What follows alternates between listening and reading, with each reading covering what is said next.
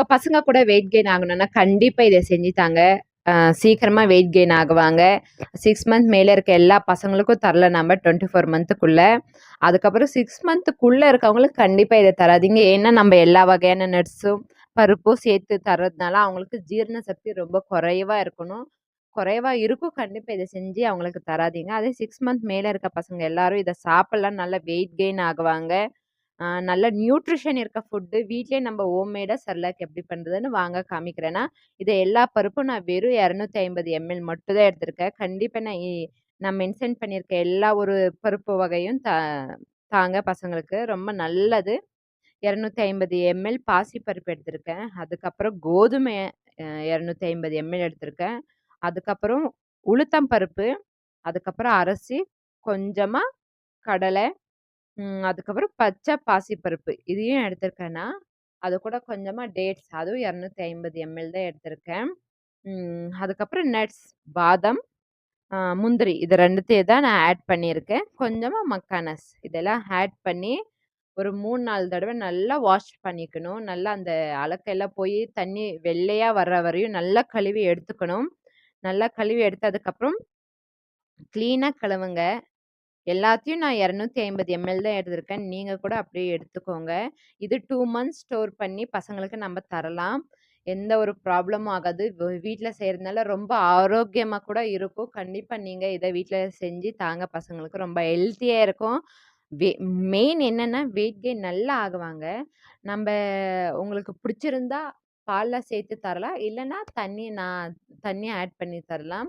நான் இதுல salt guilt எதுவுமே போடல. உங்களுக்கு விருப்பமா இருந்தா சால்ட் போட்டுக்கோங்க.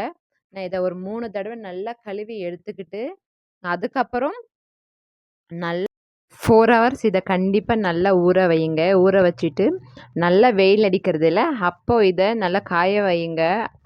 ஒரு 2 நாள் நல்லா காயணும். 2 நாள் காஞ்சா தான் இது 2 மந்த் நம்ம ஸ்டோர் பண்ண முடியும். ஏன்னா இது வெயில்ல நல்லா காயாம அந்த ஈரப்பதத்தோடயே இருந்தா கண்டிப்பா சீக்கிரமா கெட்டுடும். அதனால நல்லா வெயில்ல ஒரு 2 டேஸ் காய வையுங்க. நல்லா வெயில் அடிக்கையில அப்ப இத நல்லா 2 டேஸ் காய வச்சு நான் 2 டேஸ் காய வச்சேன். காய வச்சுட்டு அதுக்கப்புறம் தான் நான் மிஷினுக்கே தந்து அனுப்புனேன். கண்டிப்பா நீங்க கூட வீட்ல ட்ரை பண்ணுங்க. பசங்களுக்கு பண்ணி தாங்க. அவங்க ரொம்ப ஹெல்தியா இருக்கும். நான் இத 2 நாள் நல்லா காய வச்சு நல்லா வறுத்து எடுத்திருக்கேன்னா, கொஞ்சம் கொஞ்சமா சேர்த்துக்கிட்டு ஒரு 4, 5 தடவ நல்லா வறுத்து எடுத்துக்கோங்க. 4, 5 தடவன்னா, அத 4, 5 தடவ வறுக்காதீங்க. கொஞ்சம் கொஞ்சமா ஆட் பண்ணிக்கிட்டு 4 பாகமா எடுத்துக்கோங்க இத. நான் கொஞ்சம் கொஞ்சமா ஆட் பண்ணி நல்லா ஸ்மெல்லு வரணும் அதில. வறுக்கிற அந்த ஸ்மெல்லு, அந்த சவுண்டு கேட்குதா உங்களுக்கு? இது மாரி நல்லா சவுண்டு வர்ற மாதிரி நல்லா வறுத்து எடுத்துக்கோங்க.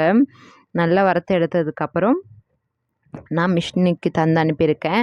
கண்டிப்பா நீங்க கூட ட்ரை பண்ணி டேஸ்ட் எப்படி இருக்கோ, பசங்க எப்படி சாப்பிட்றாங்களான்றத கமெண்ட் பண்ணுங்க.